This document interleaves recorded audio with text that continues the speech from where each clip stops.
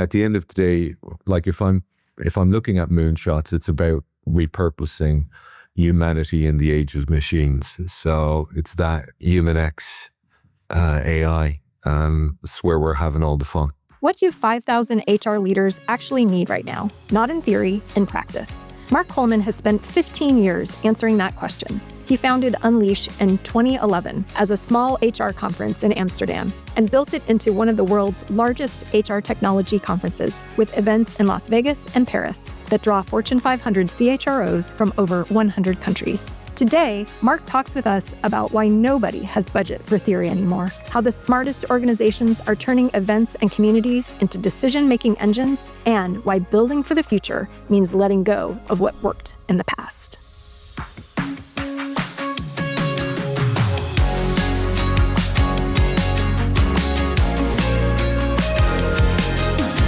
Welcome, Marc. Thanks for having me. You are very welcome. So, Marc, before we dive into this wonderful episode, you started your career at Microsoft in Seattle, and then you produced events for the America's Cup, FIFA World Cup, and the China CEO Summit, before landing the much more interesting career of HR tech. What is it about you that keeps gravitating towards building communities around big ideas? I guess it's the world we live in today. It's good to be in the human being industry. I love what we do. I think it's more important now than ever before. I was saying to Meg a few weeks back that there's a lot of people came out during COVID and said, we don't need live, we don't need in person anymore. Actually, the world needs it more than ever. And especially now where there's so much uncertainty. I love building communities. The world, for most part, has lost its value system, religion in some parts of the world. So communities are not as strong as they used to be. And there's science in the old stuff. There's science in the history of humankind. And so I love the social animal side of things. I love what we do. It's like, a hug.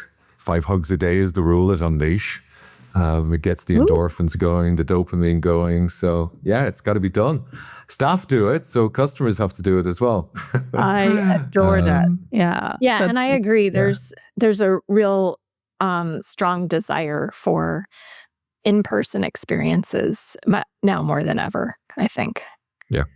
Yeah, it's the decision science of the world we live in. So especially human resources, they're living in a world of complexity like never before. It's about making better, faster, simpler decisions. And taking that complexity out. And sorry, you get that from meeting somebody else who shares the same problem or the same vision or the same excitement for I'm going that way, you're going that way. Well, let's back up a little bit to 15 years ago when you started Unleash in 2011, and it was just a small conference in Amsterdam. What gap did you see at that time that nobody else was filling? The gap was, it's not what necessarily I saw, it's what I heard. I was doing CHRO roundtables across Europe, and during the Great Recession, I think they called it at the time, 2008. And I started building quite a good reputation for myself by doing these all across Europe. So from Stockholm to London, Paris, Vienna. Just for about 6 months, the same thing kept coming up, which was the cloud, a company called Workday. And I was dear friends with the then CHRO of Aviva. And it gives you a sense, I live in Budapest. So he had an idea that if Workday worked in this part of the world, in Eastern Europe, so many different cultures and management models and languages, that it would work in any country. So that was so things like that going on. But I think I was at Chelsea Football Club. So I had lost the clothes of my past in sports events. So I was in Chelsea Football Club and I was doing a mixture of a CHRO roundtable and sports hospitality. And I totally messed it up. I totally fouled it up by doing the hospitality first. So we were at Champions League football with Chelsea FC, and John Boudreau was the thought leader on the second. And it was a bit of a crash course, bringing all of that motley crew to what was meant to be thought leadership on day two, but ended up being a little bit of sore heads. Those sore heads during the coffee breaks were absolutely, it was about 4 or 5 people that were like, Mark, you've got to do HR tech. It's going through massive change. It was most of the conversation was about the cloud.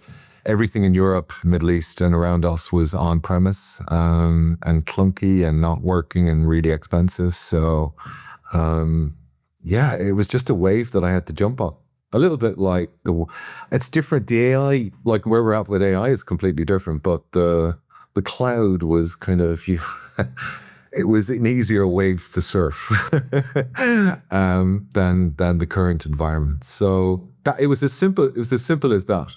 I love that you kind of put together a community and experiences first, and then you listen to the people in that community, and then you kind of figure out what's next, right? That versus like, hey, I've got this idea, so I'm going to create a community to talk about. You know what I mean? Like it's a kind of like an outsider in way to approach it, and that's amazing. I love it.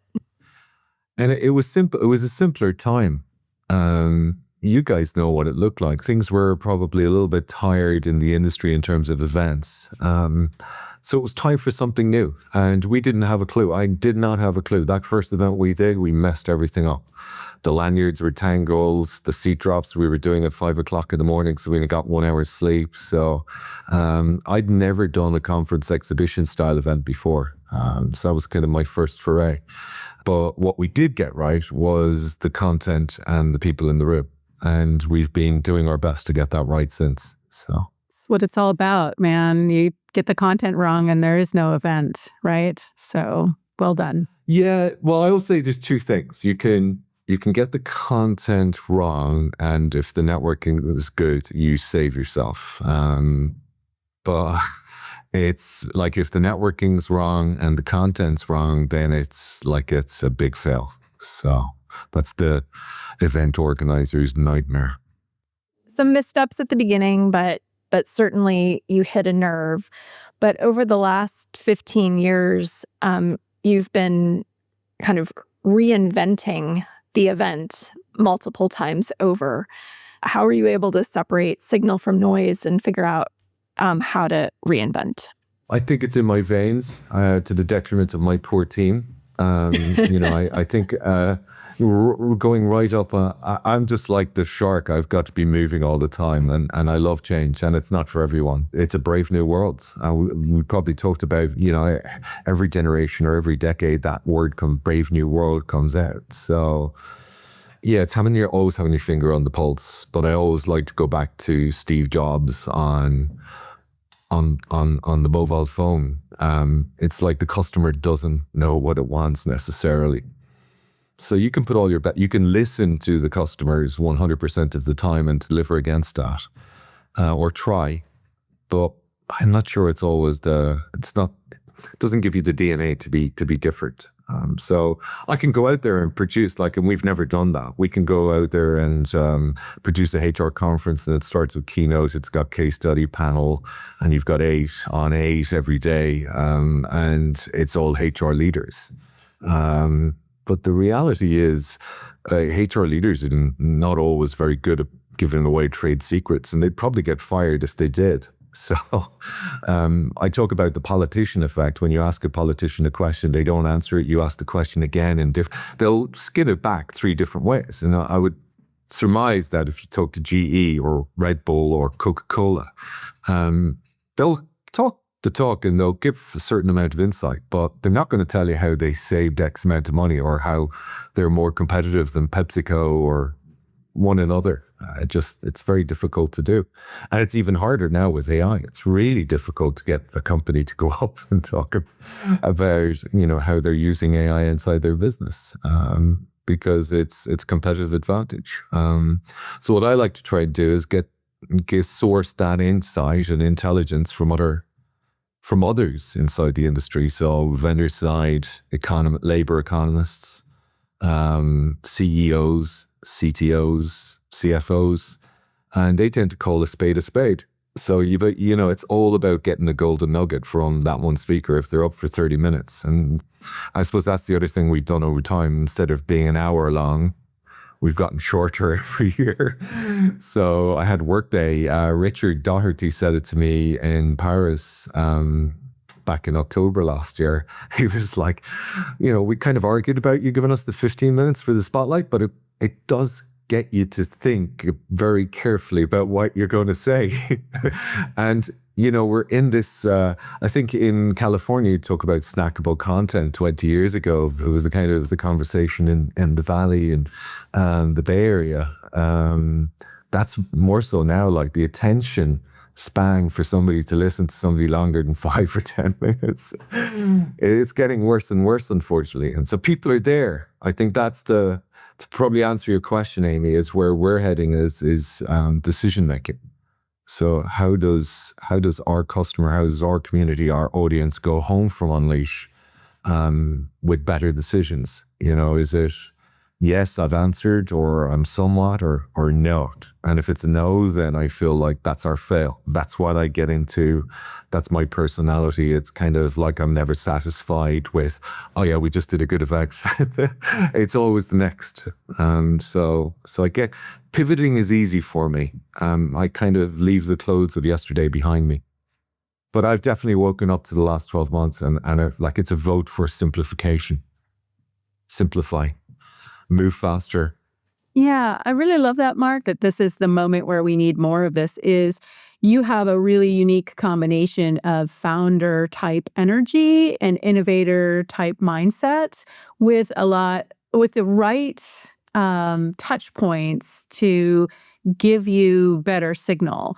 And I think this is a really important pattern for most of us right now, because when you're in a moment where there's more unknowns than knowns, it is important that you have a broader sense of what's going on, that you don't just focus in a single area, because that area might be a little bit of a insular kind of thinking, but that you also have the ability to imagine different futures and to take some bets on that based on what you know today. Here's a good bet for how to move forward without the ability to be 100% confident in what's going to happen next.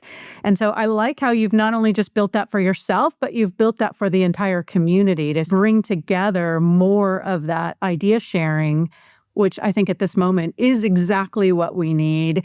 And we don't necessarily need to share our secret sauce, but we do need to share how to think about the problem in a way that gives us more agency and ability to navigate it. And so I really love that you're offering that to everybody out there, because I think that's what we're all yearning for. Thank you. I think everyone has the same data. The ones who win make different decisions. That's it. It's the choices you make. So it's none of as my finance manager this morning was like, fingers crossed. I was like, oh, it's not fingers crossed. So speaking of decisions, you have fundamentally changed what that content needs to do. And you have talked in the past about moving from benefit-led content to decision-led content. And I think that you've shared that the test is, did this session help you make a decision for Monday morning? So tell us a little bit more about where that came from and what that actually means in practice. So where that came from, one of our biggest customers is L'Oreal. in France, and they've got, we've had this account for, I think, maybe 9 years now, and 38 brands, and they bring over 100 HR leaders to Paris every year, and they meet up before the show, and they integrate their annual HR leadership retreat with Unleash now. And we do expeditions, so we do hosted events at L'Oreal as well. And so I grabbed at one of the events, was like, what's that? And it was like, that's our Unleash journey book. And I was just like, because I'm always hearts and minds. So that for me, they're the things I look for. They're the things where I feel like, oh my God, we've had this much influence over a company. And so it's a journey book. It's to help them to make better decisions. So, and they use Unleash like, it's like we concierge for them. So the journey is the whole week. And so they have their leadership retreat. And it's, they're all there to make different decisions. They're not, it's a decentralized operation, right? So it's not so many different brands. And the journey book, might be we're looking for new compensation model or compensation software in Asia Pacific. And they will want to meet all the providers for that. And so if we're thinking about startups, they might want to see what the breakthrough technologies are. If they're looking for quit validation, they might bring somebody like Josh Burson to the L'Oreal Lounge for an hour session. And it would be just Q&A. So, but they use the show like nobody else. And I suppose it's that the journey book equals decision making. So they do the 2 days before Unleash, come to Unleash for the 2 days on site, and then meet after that. And everyone's going back to Hong Kong, going back to New York, with the right decisions. And it's better, faster, cheaper way of doing things. So, and there's a difference, like transformation is a team sport. I always say that. It's like, well, there's two ways to it. You should kind of close the door when you get in home at 5 or 6 o'clock and potentially start crying if you've had a good transformation day, because it's not easy, right? So, well, I usually come home crying from Las Vegas anyway. So yeah. There's that too. Or you do it there. That's true.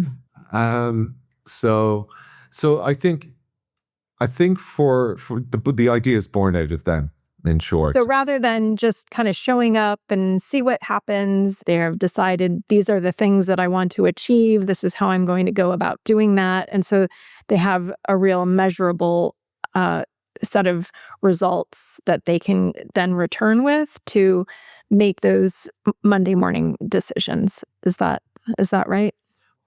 When you boil it down, it's quite simple. Speakers ask me all the time, like Mark, and they'll ask me 5 minutes before they get on stage. So what does good look like? Ultimately, it's what's working inside your company, inside your team, and for you. It's the selfishness of me, you, then team, then company. So what's working, and then equally people want to know what's not working, so they save themselves a lot of money and time and pain. And it's that forever thing, a sense of where are you going. So I can stand at the back of the ring and go, oh, okay, we're not Google. We don't have Google budgets. We don't need to have 10 interviews to interview somebody. No, that's not us. Or we're at more advanced, or we're 1 year behind that. It's like, or we don't need to be on this AI train right now. We'll let everyone else spend the money first and make the mistakes first.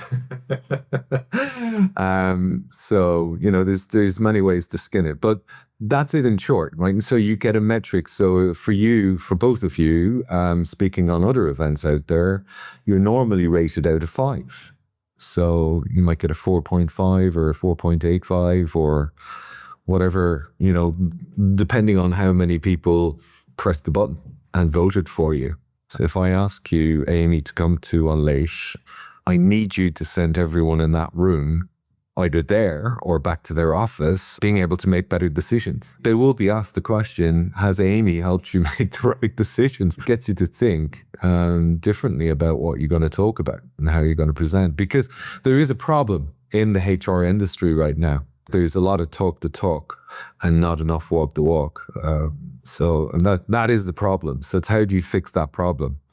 Otherwise, it's just we're talking vanity metrics and we're talking buzzword bingo as the industry is always accused of. So I think that's the difference. Tying it back to the whole journey book concept, each attendee's goals is very personal and tailored to them. It's super important for your speakers to be very clear in their abstract. It's not good to have generic content because it has a different angle of what they're trying to achieve. So you have to be really specific about what it is that you're going to give to the audience. Yes, correct. And, we've hundreds of speakers. And we work with sponsors, so we don't control all of the content, right? So there's that. And so you need a sprinkle of salt. I've seen the best speakers in the world fail on stage. And you just need to know your audience and what they're looking for. But I think probably an easier way of going at this, if somebody comes to Unleash for 2 days, the goal is like one sentence can change your thinking, your career path. The people that you meet become your friends, become your colleagues. It's your next job. You just, that's the influence we have over our audience. I see people get together and be married 3 years later. So we've kind of seen everything. I seem to remember someone getting married around Unleash that's on this call here, right? Didn't am I misremembering that, or wasn't it close to Unleash? Yes. That's true.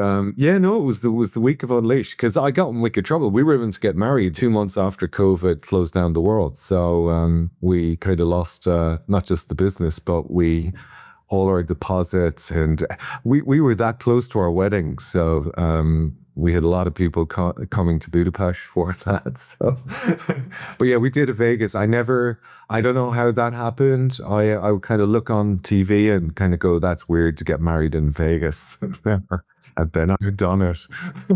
Memorable weird is not a terrible thing. So we love it. We're on it. We're having an adventure. So good. It's a nice story.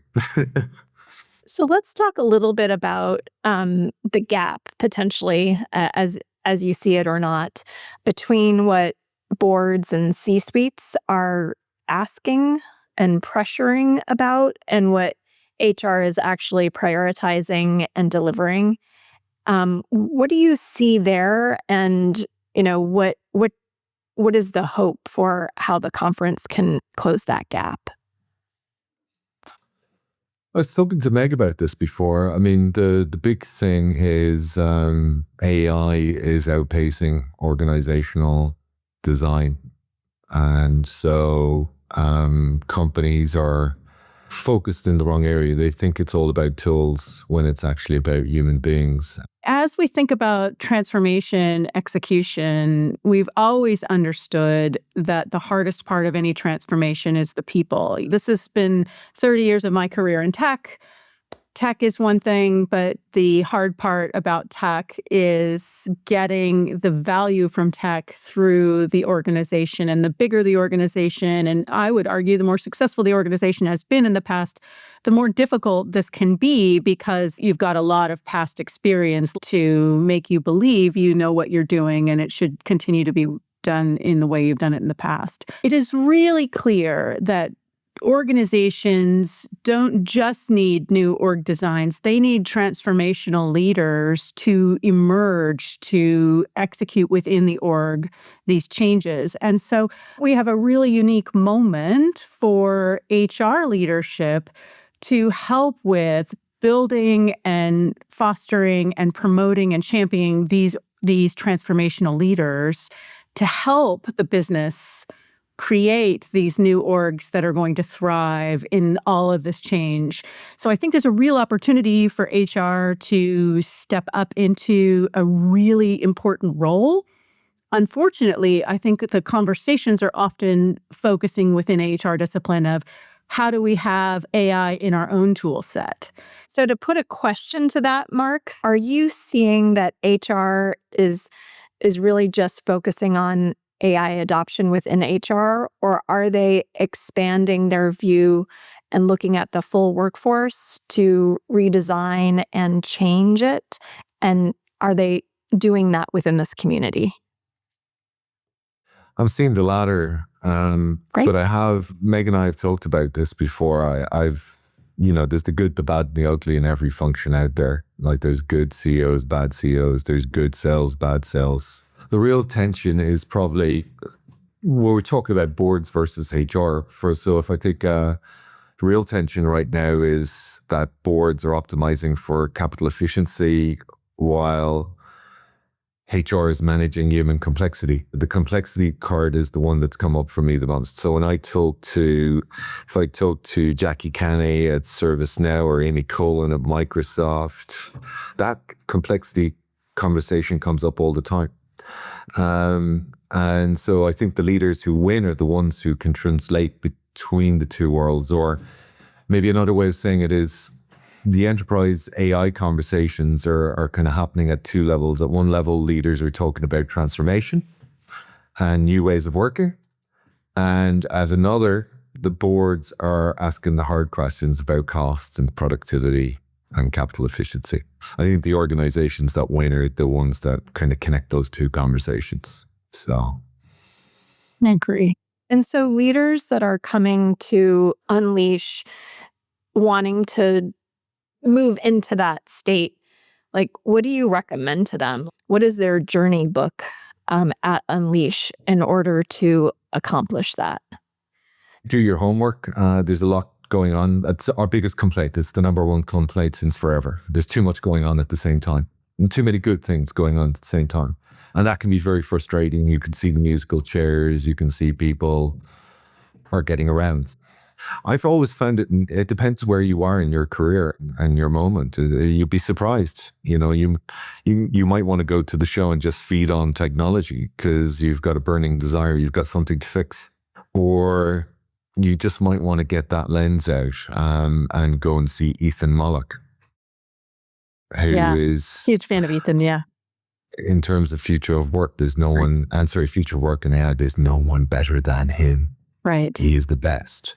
I've had a few of our customers who was it? It was Adam Holton from GE Healthcare, CHROs. He was telling me about his experience with Ethan 2 years ago. He was like, my colleague, he turned around and my jaw was on the floor for about 20 minutes watching this. And so, there's the inspirational stuff. It's that golden nugget, the gold dust I talked about earlier. You might want to go see Andrew Flowers, who's a labor economist, because you need to understand what's going on in Germany or France, or you might want to go to see Josh, because Josh is, he's research in this industry.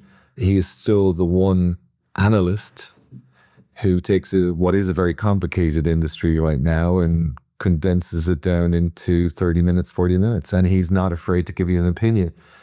Since we're shouting awesome people at Unleash, we must shout our amazing Jess Von Bank, who's going to be doing the emceeing. And also, if you really want to get inspired by someone that looks at things from a different lens and truly understands transformation, you could not find a cooler person than Jess. Yeah, I should get forgiven. She'll kick me in the shins for that one. Yeah, but Jess is a great example. I first met Jess. She was a startup back in the day, and she won the startup competition. She's one of the real thought leaders in our industry right now. So I'm so proud of what I've seen over the last 10 years. She's knocking it out of the park. And great, we're rotating as well. Great to have a woman EMC on stage again. I want to go back to something that you said earlier, Mark, and that was that companies and specifically speakers that are actually succeeding with AI often don't actually want to share what they're doing with AI because they don't want to give up their competitive advantage. And this is a bit of a problem as a content curator because, of course, that's exactly what you want. So, how do you navigate around that, and how do you get those as a participant? How do I get the right kinds of nuggets that I need? You've got to pick your bets. You've got to get your journey book right. I think you often see it in the abstract. It just resonates with you. If I consider Peter Lynch at Cardinal, he spoke with my team. I wanted to introduce some of my new team members to some of our customers. So I got on the call with Peter, and Peter's CEO had turned around to him and had spoken about how transformational the company had become, and how it was on the back of, coming to Unleash and listening to a particular session. It was like, and for me, that's where we're winning hearts and minds. So it can be one session that can change your life. At the end of the day, like if I'm looking at moonshots, it's about repurposing humanity in the age of machines. So it's that human X AI. It's where we're having all the fun. Yeah, and I would argue that 2026 is absolutely the year that people are really being required to show results and to stop just waiting and seeing.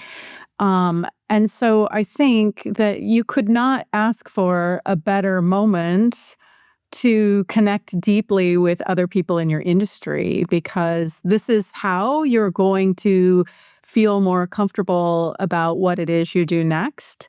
Because I think the reality is doing nothing is a very, very costly thing at this moment. Because no more can you just kind of hand wave and say we have some LLMs in our system and that's our AI strategy. People really need to see how those AI strategies are driving results. So I think this is a great and important moment. And that's the reason I'm going to Unleash, is to spend more time with individuals and to make sure that those important ideas are bubbling up so that people do not get fixated on rehashing their results from the past and spend much more time in planning how they're going to help navigate that future for that human-centric goal that we are all looking for. Great to hear. I agree with all of that. And I think the execution lives and dies in HR. So it's one thing to get caught up in all the tech that's out there. The companies that are getting it right are treating workforce transformation as the competitive advantage. It's not necessarily just a side initiative.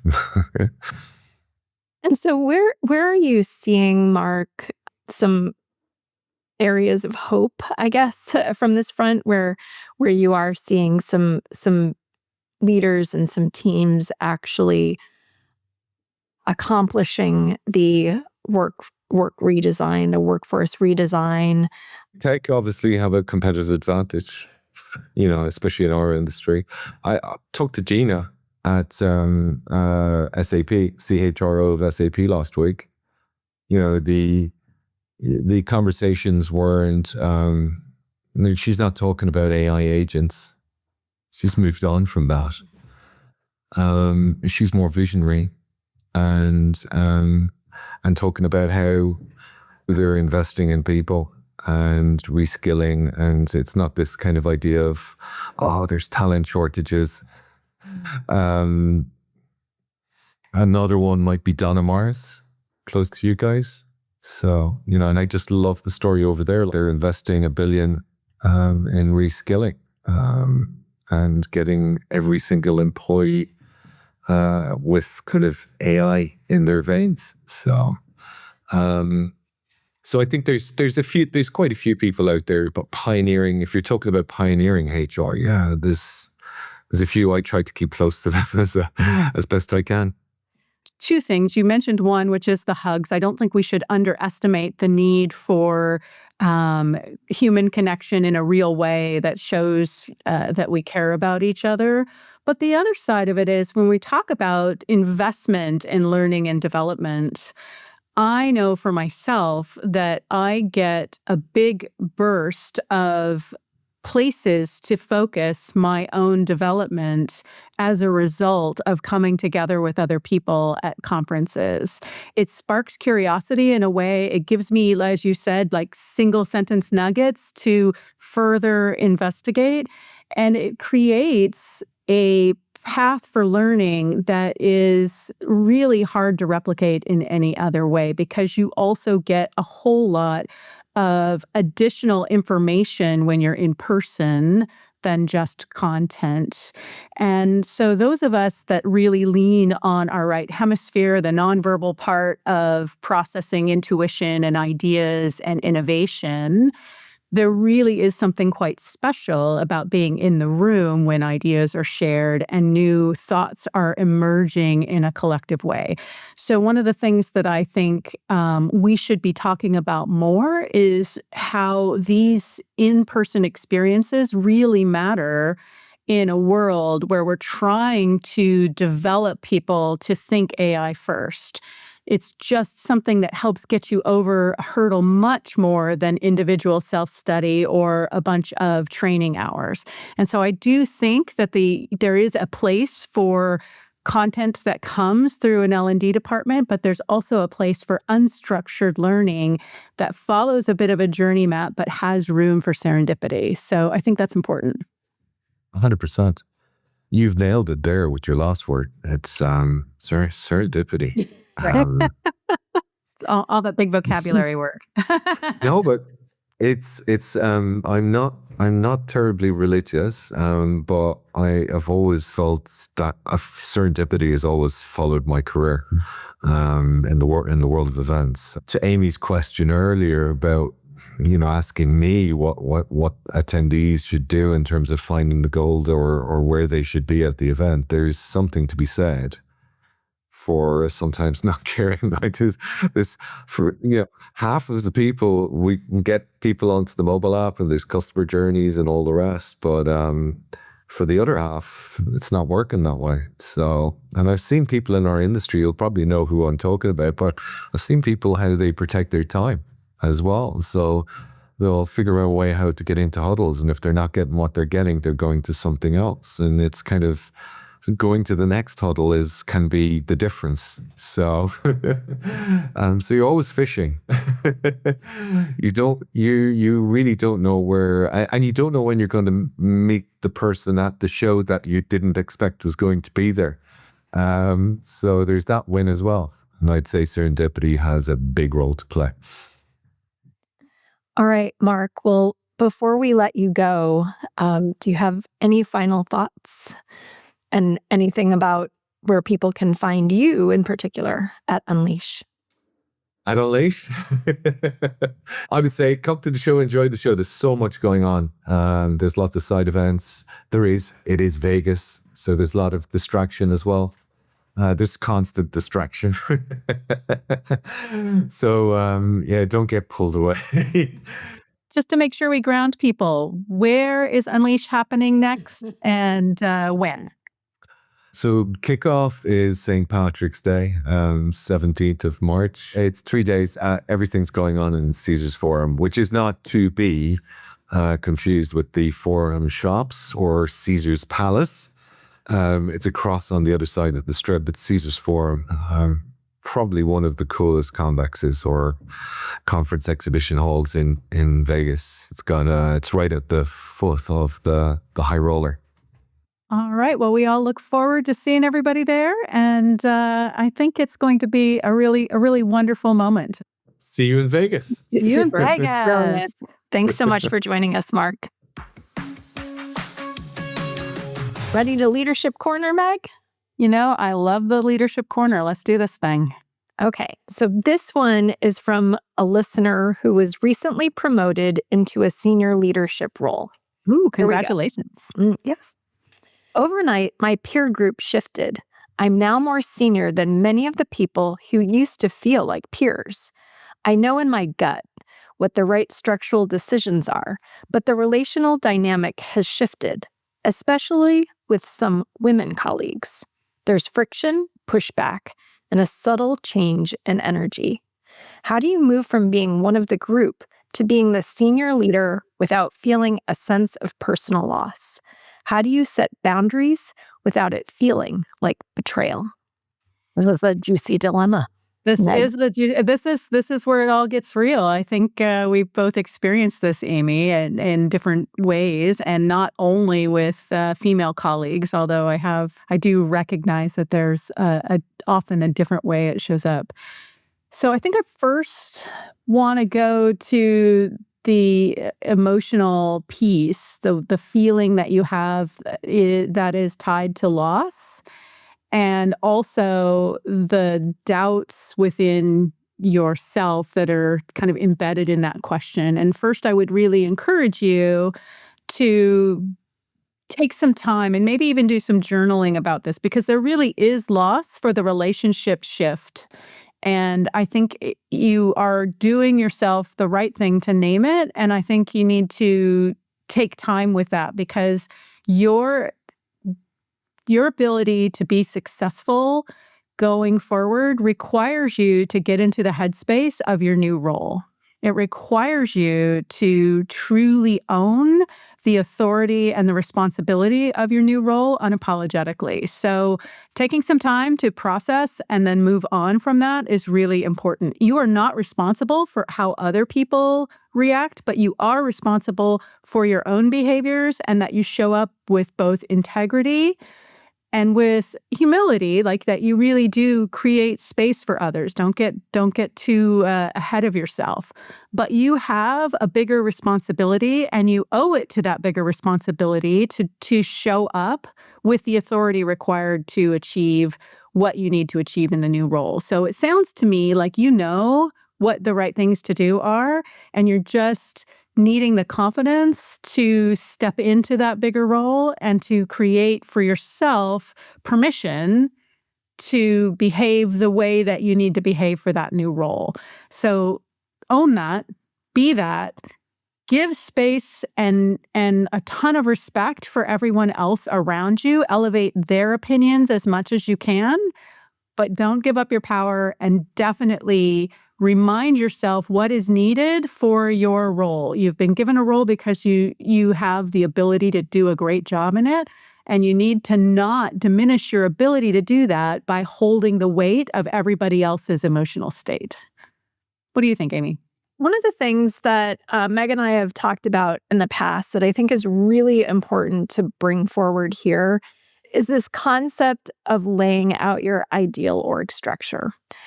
And I think it's particularly brilliant in this case because what this does is it creates kind of an objective, like outside in perspective. So you can strip away a lot of the emotion. So yes, deal with the grief on the one hand, right? Like you want to soothe your heart. But in terms of like figuring out the work, really put pen to paper to figure out, okay, what is the org structure that I want? What are the types of skills and the types of qualities and capabilities that I need for these different roles to do this kind of work? And do that really completely separate from any understanding or relationships that are in place. And then after you have that, then start looking at the people in your organization and start to understand, who is going to fit and in what ways, and where do you have major gaps, and be really clear about that.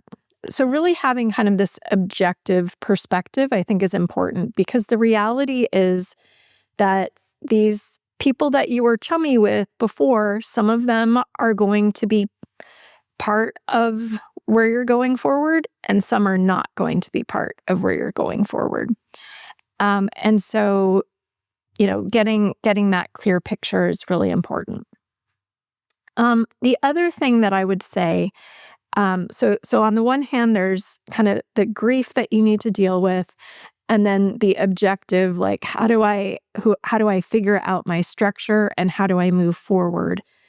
The other thing is maybe a little bit more in the middle, and is how I like to think of how I can continue to have relationships and energy even in my new leadership role. And that is thinking about role modeling and thinking about lifting others up. So now, granted, not everyone is going to be in that new org structure and is going to fit this new model, but those that are, make sure that they are starting to see you as, you know, they see you as a role model. And so they are wanting to be like you. And for you to be very conscious, very explicit in terms of lifting them up and making sure that they get spotlighted, that they get that they get attention, that you are appreciating them. Again, not when it's not warranted, but when people in that org that are junior to you now are maybe feeling a little bit of slight and they are awesome, you want to make sure that they continue to feel awesome. Yeah, I think there's something that's a little nugget inside there that I think most people miss in this. And that is, you really need to be clear to yourself that this is a new job. And I think that's embedded in Amy's advice. But not thinking of this as a step function or a slight progression of your old job. This is a new job. And this new job requires new things of you, and it requires new focus. So the fact that you have the job, you should treat it like any new job you take on. You should take the time to have conversations with people, get their advice, solicit ideas, all of those things you do when you onboard to a new job. You should not forget to do those things when you step up in a bigger role, because most of the time you're going to leave a lot of opportunity on the table if you don't force yourself to look at it with those new eyes. So to Amy's point, build your new org, but also really invest in the relationships just as you would if you just came in fresh. Yeah, that's such a great way to put it, Meg. We believe in you. Okay, Meg. So time to wrap up. Any thoughts from our discussion with Marc today? Yeah, so I was just delighted to be reminded about how important it is to lean on collective wisdom, like Dr. Ferguson advised us in season 1. The idea that we can lean on each other in this moment, because as I said, 2026 is a year of action, not a year of talk. And I think we do need to have our own emotional reserves built up and our own idea engines flowing. So using in-person experiences like Unleash to create new pathways for yourself is a great way to engage in new ideas and also to build the confidence that we all need to get moving in 2026. Because I just don't think sitting around and hoping for the AI to go away or this pressure to change or volatility to leave is going to work out well for anyone. So I wish us all luck, but I think this is a way that we need to step into giving ourselves agency in navigating this. What about you, Amy? As HR leaders, what I would highly recommend is that you go beyond the walls of HR and think beyond just, how can we adopt AI in HR to appease requests at the top or to dabble in some interesting things. And instead, understand that the real opportunity that you have in front of you is to get closer to the work and to really think about how to connect what the business needs with what AI can do, and what the workforce can accomplish by redesigning and reimagining workflows and being at the center of that and bringing in all of the different people that can contribute to that. Because, like Marc said earlier, the AI capability is moving fast, but it is so difficult to get the human change management going. And that is your specialty. And they need you in order to make the business succeed. I can think of no more important time. Let's invent the future together, everyone. I believe in us. Let's make every day count.